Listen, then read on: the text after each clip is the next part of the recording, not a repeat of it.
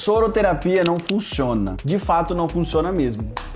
É exatamente esse tema que eu quero falar com vocês hoje.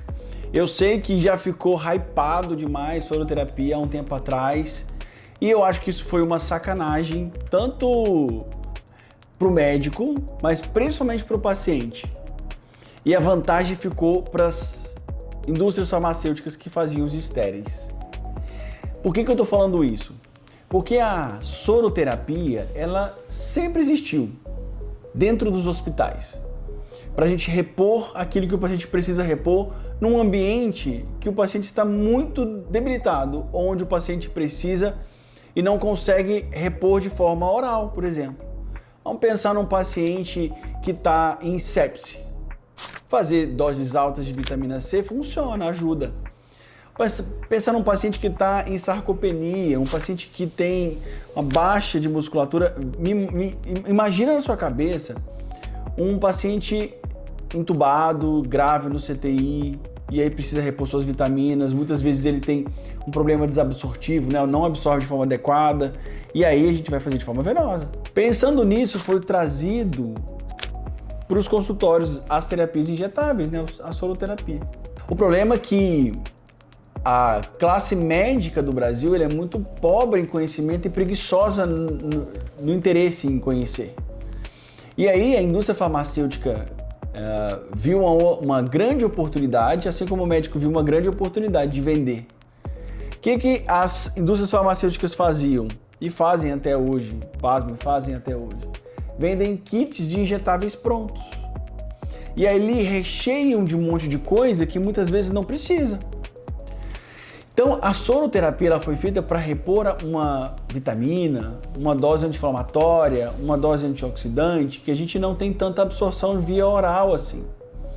E aí eu vou dar um exemplo muito claro aqui, tá? A cúrcuma. Se você olhar a cúrcuma, o comprimido de cúrcuma, não tem nenhum frasco aqui, mas pensar no frasquinho de cúrcuma ali, você sempre vai olhar cúrcuma com piperina ou cúrcuma com ômega 3, porque a cúrcuma ela é anti-inflamatória e ela é maravilhosa de forma injetável, mas ela tem baixa absorção de forma oral e por isso tem que associar alguma outra coisa para poder dar mais absorção naquilo, entende? Então a cúrcuma faz sentido a gente usar nas doenças inflamatórias? Faz muito sentido, só que a gente não consegue ter o potencial que a cúrcuma tem no injetável quando se faz oral, a não ser que você tome por muito tempo. Vou dar um exemplo aqui do que para mim não vale nada. Reposição de magnésio venoso. Você é um paciente rígido, pode ter absorção oral. Não precisa fazer venoso. Você pode causar problemas cardíacos, aliás, em doses altas. Vamos lá. Vitamina C. A vitamina C ela é maravilhosa e ele é anti-inflamatório e antioxidante. Todo mundo já sabe disso. E aí, quando fica gripado, vai lá e toma aquele efervescente de vitamina C. Aquilo lá tem 1000 miligramas. Só que o seu intestino absorve até 400. Então, 600 miligramas, xixi caro. 400 para você absorver. 400 não é uma dose para você ter um poder anti-inflamatório, é uma dose de reposição de vitamina. Para você ter um poder anti-inflamatório, você precisa garantir pelo menos 1000 de absorção. Você não tem como garantir isso no intestino. E é por isso que a gente faz de forma venosa, que pode ser feita até 5000 miligramas ou 5 gramas. E aí a gente vê que a gente consegue controlar infecções, desinflamar o paciente, antioxidar o paciente. Tudo que está fazendo de forma venosa. Ah, André, mas ela é hidrossolúvel, vai embora no xixi no outro dia. Vai embora no xixi no outro dia, mas você conseguiu atingir um patamar anti-inflamatório lá em cima e mantém agora em comprimido.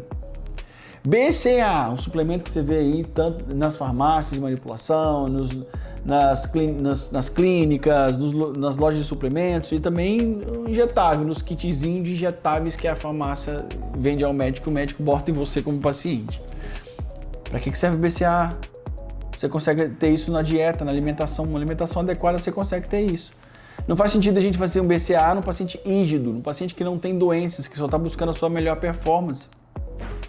Então existem coisas na vida que funcionam, principalmente os injetáveis que funcionam, outros não.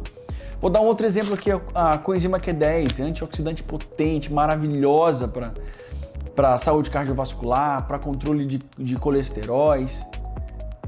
Só que tem baixa absorção oral. Aí foi inventado o Maxove, que é aquela gotinha, né? Também tem baixa absorção oral. O injetável, maravilhoso. Vamos olhar para os pacientes que têm vitamina D baixa, que repõe vitamina D, repõe oral e não funciona absolutamente nada. Vamos fazer venoso. Aliás, vamos fazer intramuscular. Doses altas e vai funcionar muito bem. Então a soroterapia é para quem precisa e não é aquela sopa de coisas, mas o injetável que necessita para poder ajudar. A soroterapia é uma opção terapêutica e não uma obrigação. Uma opção terapêutica. Agora, ao meu ver, se você me perguntar opinião, por exemplo, emagrecer.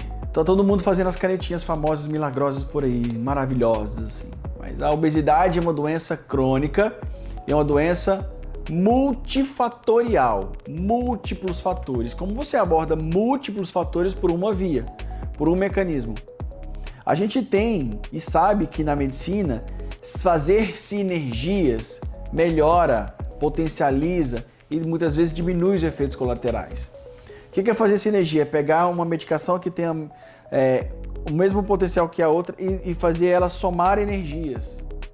Vou dar um exemplo aqui. A tizepartida, né, o Mounjaro, ela controla o apetite. Principalmente por saciedade, dá saciedade. Mas ela também tem um potencial de controle do apetite, da fome hedônica, do desejo ali. Só que se você pegar a tizepartida e associar com outra medicação que também controla o desejo, concorda que você precisa usar menos dose agora da tizepartida? E na medicina, quanto maior a dose, maior o efeito colateral, quanto menor a dose, menor o efeito colateral. Você consegue controlar duas vias com duas medicações que uma potencializa a outra. Tizepartida, o Mounjaro, tem um potencial anti-inflamatório, desinflama o paciente de forma indireta. Que tal associar ele com um anti-inflamatório junto? Maravilhoso, né?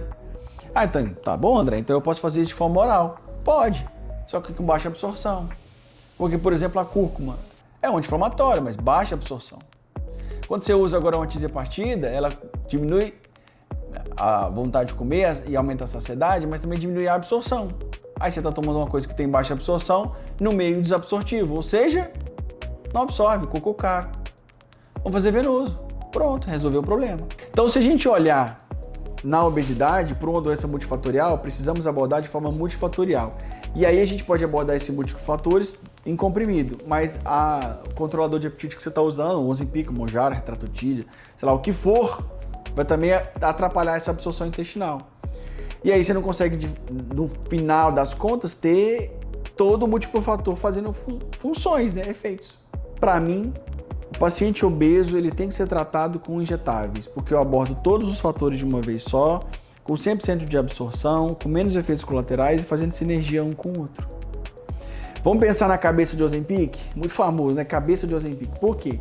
Porque você faz a medicação, controla a fome, diminui a absorção de nutrientes, você também não ingere os nutrientes suficientes, fica subnutrido e agora derrete tudo, perde musculatura, perde volume, fica só a cabeça. Quando você faz um tratamento que é multifatorial, com os potenciais multifatoriais, você transforma a vida do paciente, porque ele emagrece com saúde, com qualidade, com beleza, com rosto bonito, sem aquela cara apática de doente, sem perda muscular. Por quê? Porque você está repondo tudo que ele precisa. Se agora o paciente comia isso, agora come isso aqui, esse volume pequeno aqui. Esse volume pequeno agora não tem o volume de vitaminas necessárias para a pessoa ter uma boa saúde. Ela consome tudo que ela tem de depósito de vitaminas. E aí fica subnutrida. Vamos repor a vitamina. Simples.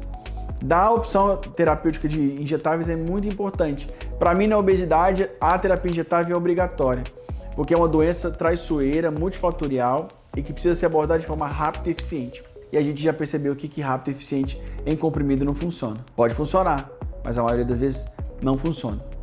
Existem terapias injetáveis que não têm efeito nenhum. Existem terapias injetáveis que têm efeitos maravilhosos. Então eu vou dar aqui uma listinha de injetáveis que eu gosto muito de usar na clínica, tá? Ácido alfa-lipoico, diminui glicemia, controla o fator inflamatório, é antioxidante, faz a sua hemoglobina glicada cair, ajuda na insulina.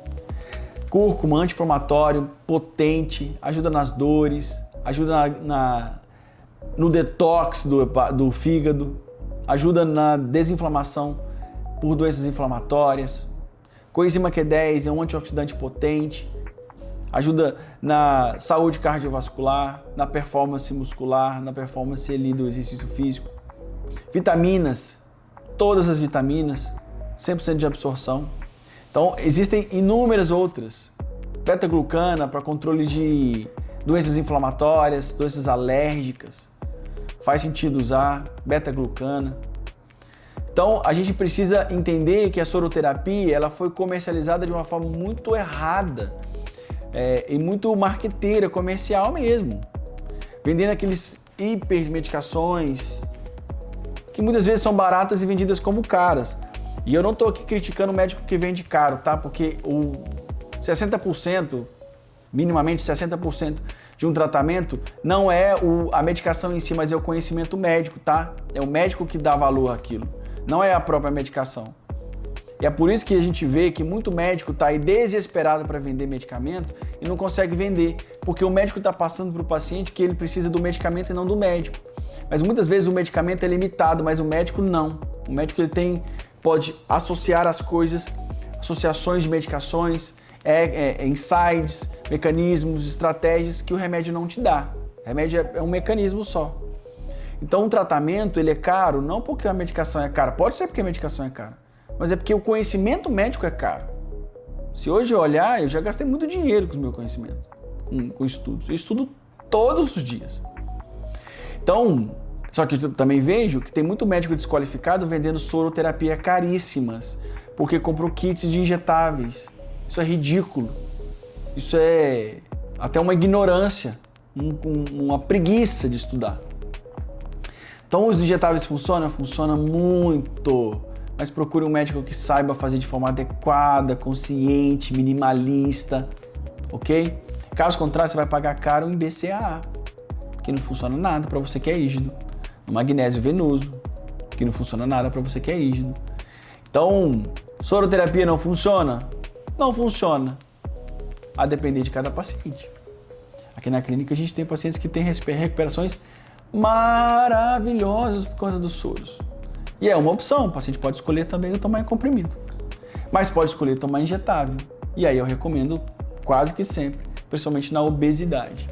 Entenda, não se emagrece o paciente com um comprimido, não se emagrece o paciente com um Mounjaro, emagrece o paciente com um tratamento.